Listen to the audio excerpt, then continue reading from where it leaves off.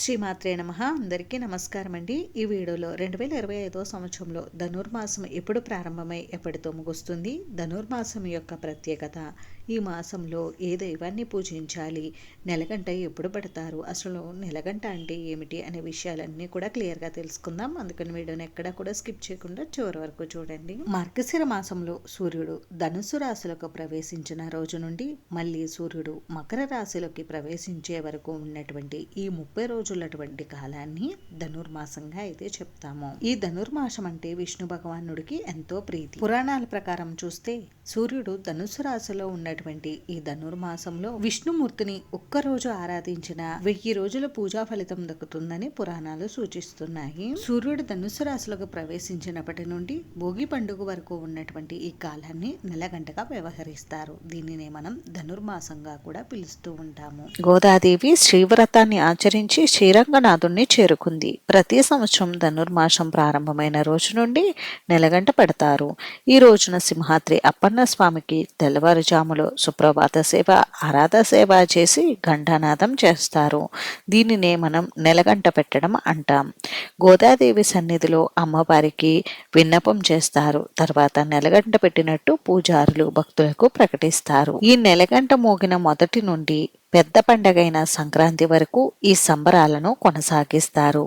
ఈ నెలగంట పెట్టిన రోజుల్లో శుభకార్యాలు నిర్వహించకూడదని, ఈ ధనుర్మాసం భగవంతుని ఆరాధనకు మాత్రమే ఉంటుందని, వివాహం, గృహప్రవేశం లాంటి ముఖ్యమైన శుభకార్యాలు ఈ మాసంలో ఆచరించకూడదని, ఈ ధనుర్మాసంలో విష్ణు భగవానుణ్ణి ఆరాధించాలని శాస్త్రవచనం. ధనుర్మాసం అంటే దైవ ప్రార్థనకు అనువైన నెలగా చెప్పబడుతుంది. ఈ మాసంలో ఇంట్లో ఉభయ సంధ్యల్లో దీపారాధన చేయడం వలన మహాలక్ష్మి అనుగ్రహం కలిగి దరిద్రం దూరం అవుతుంది.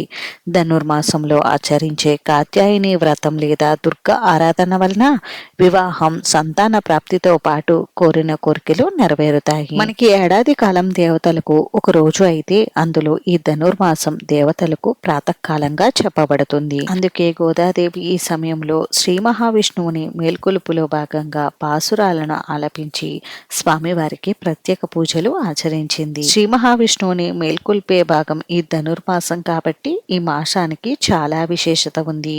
ఈ ధనుర్మాసంలో ఆండాళ్ పూజలు, తిరుప్పావై పఠనం, గోదా కళ్యాణం అన్ని విశేషాలే. ధనుర్మాసంలో తిరుమలలో సుప్రభాతంకి బదులు తిరుప్పావై పఠిస్తారు. ఈ మాసంలో విష్ణు కథలు వినడం, తిరుప్పావై పఠించడం వంటివి చెయ్యాలి. నెల రోజులు తిరుప్పావై పఠనం చెయ్యలేని వారు 15 రోజులు లేదా 8 రోజులు, కుదరలేని వారు కనీసం ఒక్క రోజైనా ఆచరించాలి. ధనుర్మాసంలో ప్రతిరోజు కూడా విష్ణు భగవానుడికి సంబంధించిన ఆలయాన్ని సందర్శించాలి. ఆలయానికి వెళ్ళినప్పుడు ఆలయానికి తప్పకుండా వస్తు రూపేణా కానీ ధన రూపేణా కానీ ఏవైనా దానంగా ఇవ్వాలి. మరి ఇన్ని విశేషాలతో కూడుకున్నటువంటి ఈ ధనుర్మాసం ఈ 2025 సంవత్సరంలో ఎప్పుడు ప్రారంభమవుతుందనేది ఇప్పుడు తెలుసుకుందాం.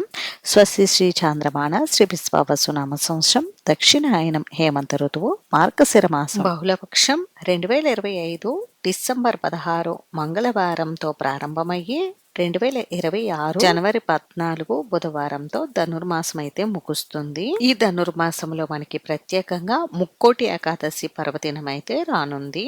ముక్కోటి ఏకాదశి 2025 డిసెంబర్ 30 మంగళవారం రోజు అయితే వస్తుందండి. భోగి పండుగ రోజున గోదా కళ్యాణం అయితే నిర్వహిస్తారండి. ఈ సంవత్సరం మనకి 2026 జనవరి 14వ తేదీ బుధవారం రోజు గోదా కళ్యాణం అయితే ఉంటుంది. అంతేనండి. చూసారు కదా. ఈ వీడియో మీకు నచ్చితే ప్లీజ్ లైక్ చేసి, షేర్ చేసి, సబ్స్క్రైబ్ చేసుకోండి.